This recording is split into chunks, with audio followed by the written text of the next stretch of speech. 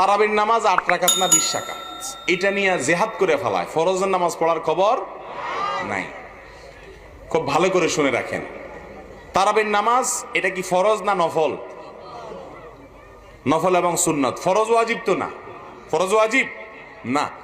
সুন্নত এবং নফল যদি হয় সেখানে কম বেশ করলে কোনো অসুবিধা নাই, কিন্তু ফরজে কম বেশ করা, জোহরের ফরজ 4 রাকাত 6 রাকাত পড়া যাবে, 2 রাকাত পড়া যাবে, কিন্তু সুন্নত বা নফল এগুলা কম বেশ করলে কোনো অসুবিধা হয় না। বিধায় যদি কেউ 8 রাকাত তারাবি পড়ে, 20 রাকাত পড়ে, কোনোটাই সমস্যা নাই। 20 রাকাত তারাবি ওমরে ফারুক রাদিয়াল্লাহু তাআলা আনহু থেকে বিশুদ্ধভাবে প্রমাণিত হয়েছে। কথা বুঝে আসছে? এটাকে সুন্নাহ বিরোধী বলা মূর্খতা ছাড়া আর কিছু না। এবং খোদ সৌদি আরবের বড় বড় স্কলারগণ পর্যন্ত 20 রাকাত এবং 8 রাকাত উভয়টাকেই সুন্নাহ বলেছেন। 8 রাকাত পড়লেও সুন্নত আদায় হবে, 20 রাকাত পড়লেও সুন্নত আদায় হবে, তবে এটা